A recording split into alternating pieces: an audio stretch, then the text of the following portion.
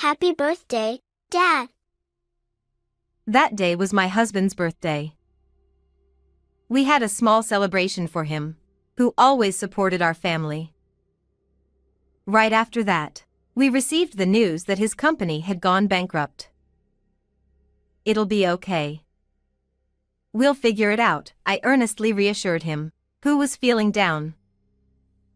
I truly believed that we could overcome any adversity if we had love. I'm going for a walk. Those were the last words he said to us.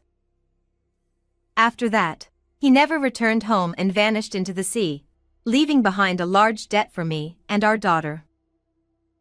My husband Diego and I had been together since our student days. I became a nursery school teacher, and he started his own investment company. Our paths diverged significantly, but we got married a few years after graduation and had our daughter Isabella, and 4 years passed. We were a close-knit family of 3. That day was his birthday. Our daughter and I made a homemade cake and prepared a small gift to celebrate him. Happy birthday, Dad. Oh, thank you. He was very happy with our daughter's birthday wishes and the watch I gave him.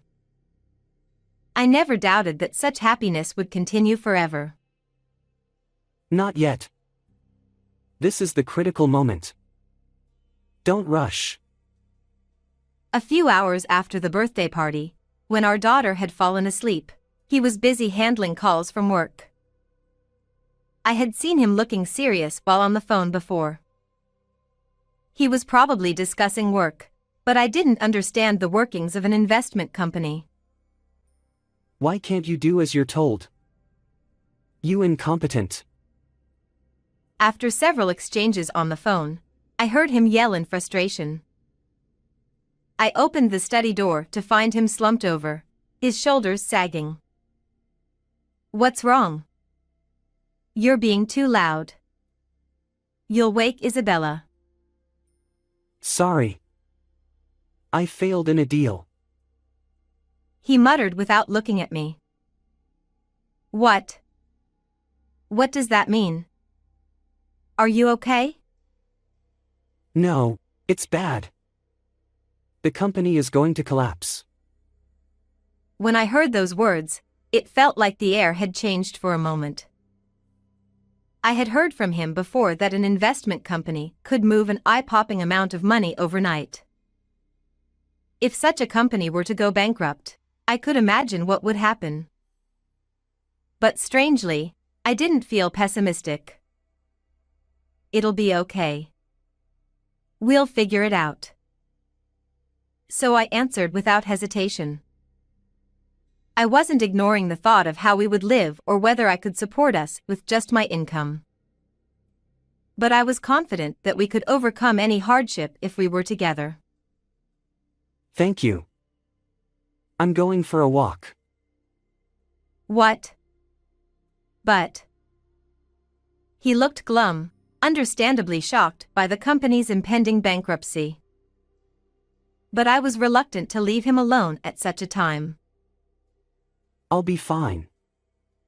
I'll be back soon. Okay. Be careful. I reluctantly agreed to his outing, but my anxiety wouldn't go away. Please, come back. I beg you. I watched him leave, making him promise, but he quietly closed the door without responding. Looking back, that was my biggest mistake. I should have forced him to stay. What? Did you say just now?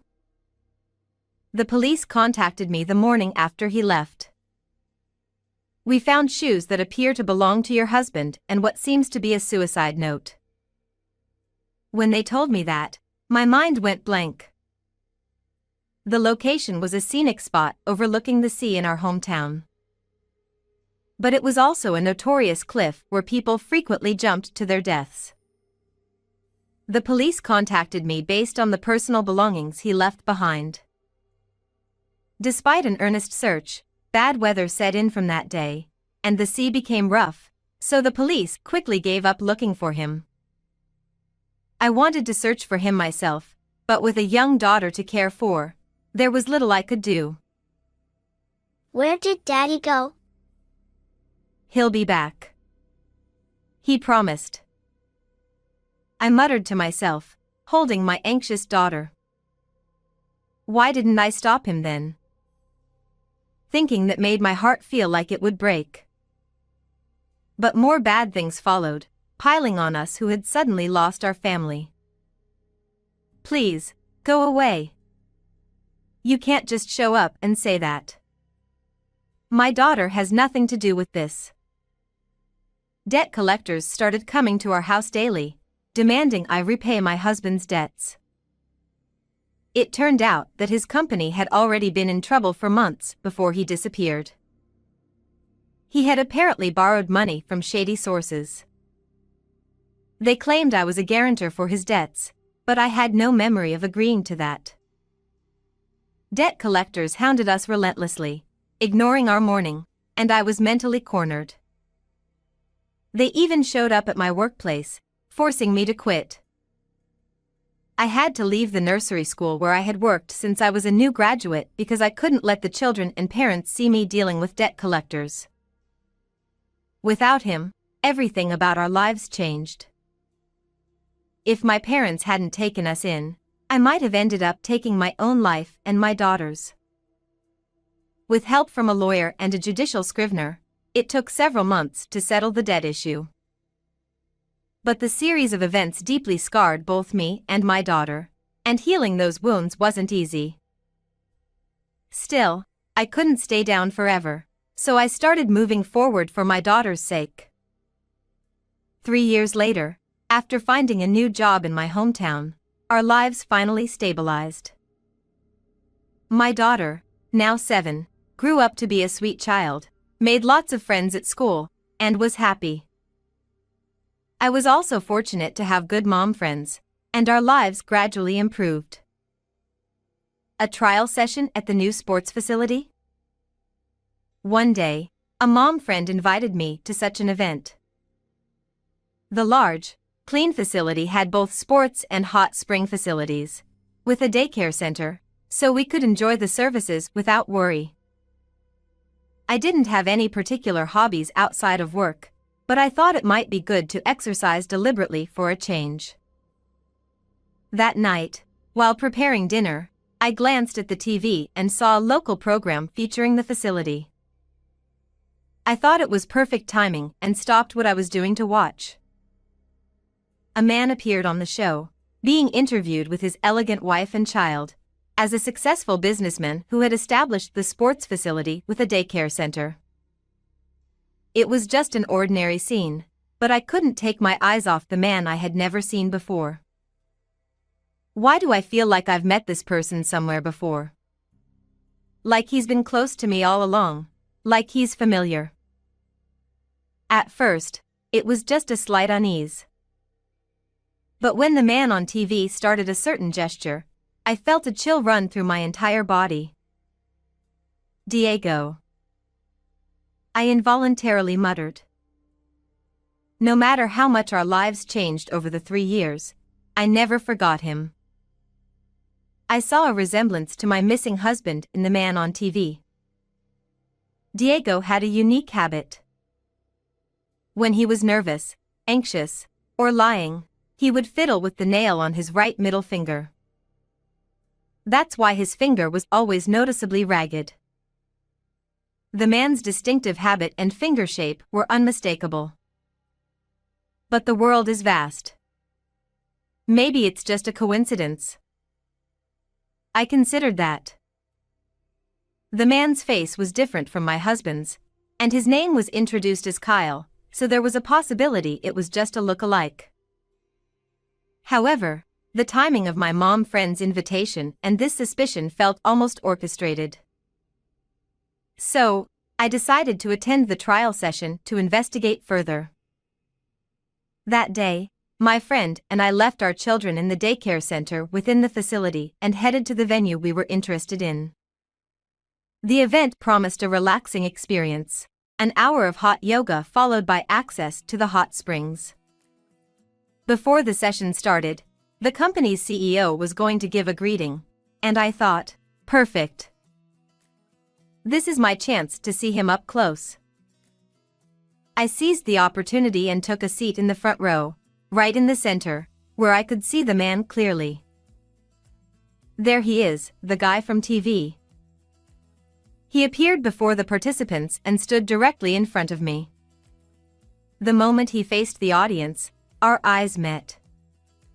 I didn't miss the slight twinge of his expression.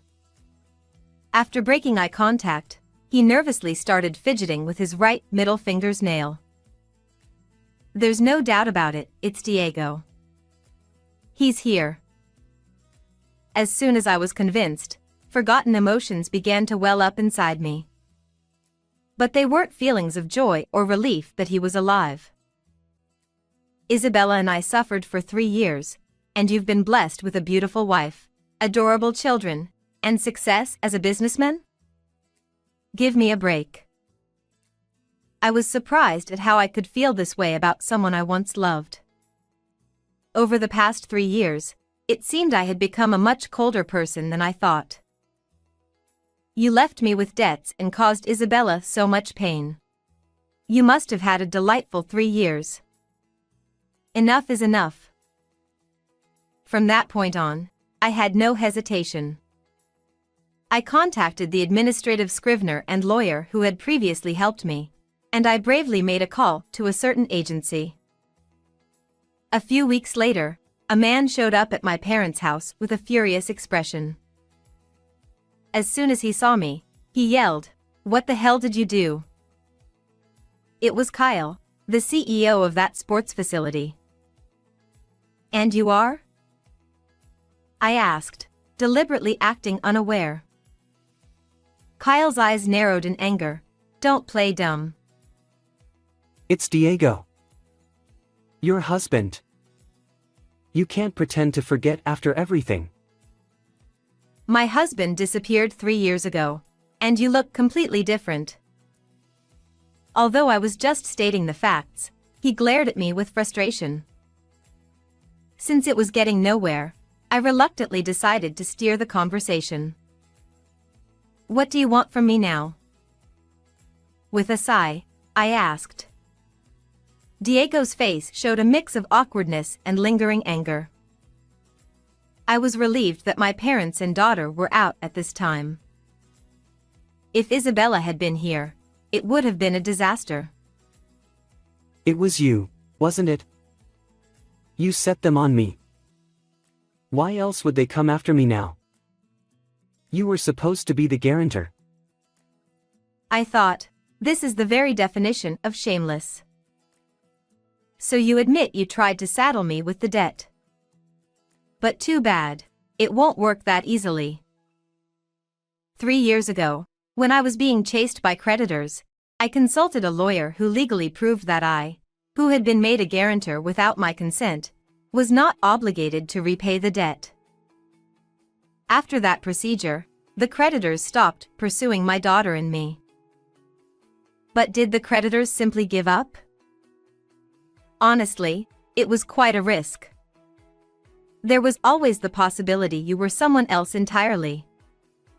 But contacting them was worth it. They thoroughly investigated.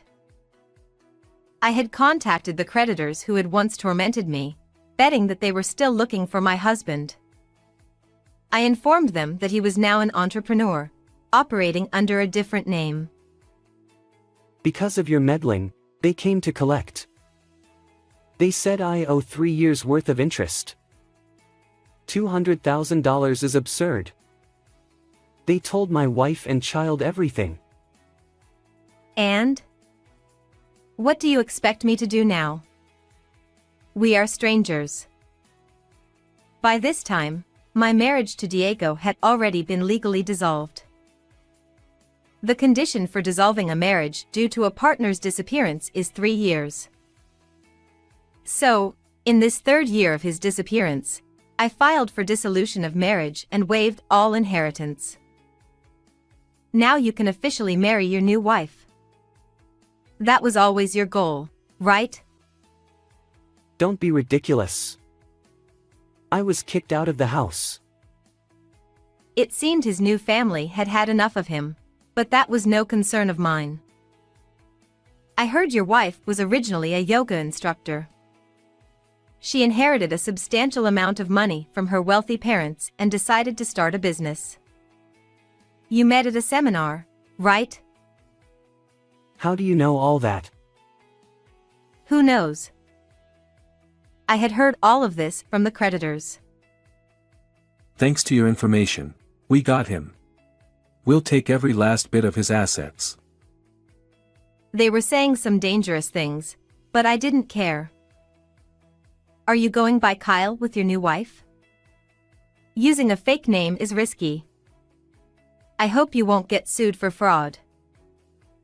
I figured he was being pressured from all sides and was in quite a predicament. Despite his yelling and complaining, he never laid a hand on me, likely to avoid the police. Even in such a situation, he remained that cautious. Was the idea to create a complex with a daycare yours or your wife's? What? Caught off guard by my sudden question, he let out a strange noise. Strangely enough, I remembered a conversation we had in the past. At the time, many parents at the nursery where I worked were concerned about their children not getting enough exercise, and I mentioned this at home. If they could easily drop off their kids and exercise, it might help them refresh. The words I casually said back then had been directly reflected in the sports facility my husband had started. Even though he had disappeared after saddling me with debt, Diego's cunning still amazed and infuriated me. Anyway, there's nothing I can do for you. There's no way such a lie could last forever. Damn it. I was so close to having it all. You ruined everything. He muttered to himself for a while but then began to laugh quietly, turning a creepy smile toward me. Well, if it's been exposed, there's no helping it. Fine.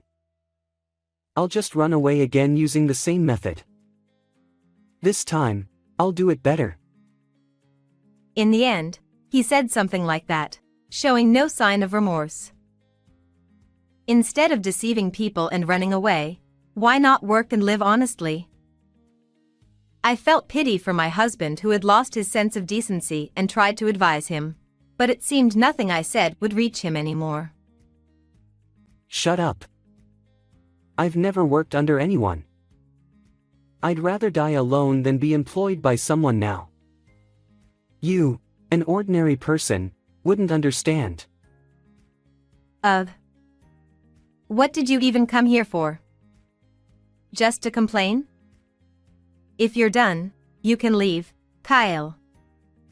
Someone's here to pick you up. Huh? Who? At that moment, the front door burst open, and several men stormed in. They didn't look like ordinary people and quickly surrounded Kyle. When my husband came to my house, I had already called the creditors over. As soon as one of them grabbed his arm, Kyle's face turned pale, looking at me with a mix of pleading and anger. You bastard. You did it again. No, help me. I'm Kyle. I'm not Diego. It's pointless. They've been listening to our entire conversation from the doorway. You're already exposed. His words were incoherent, and he was in a complete panic. Please, I beg you. What's going to happen to me? I could be chopped up and sold overseas. Won't that make you feel guilty? I still have a young child. My brow furrowed when he mentioned child. A child? Whose? Isabella's father is gone. Oh, you mean your new wife's child? I feel sorry for them, but there's nothing I can do. You heartless. You monster. No, I'm sorry. Help. He insulted and apologized in turn. Truly a busy man. Heartless is fine by me. I gave him the coldest look I ever had in my life. Better to die than to be employed by someone, right? At that signal, the creditors dragged him away. 3 days later, one of the creditors kindly came to inform me of the resolution. My husband had been sent to do dangerous work on a fishing boat overseas, arranged through their connections.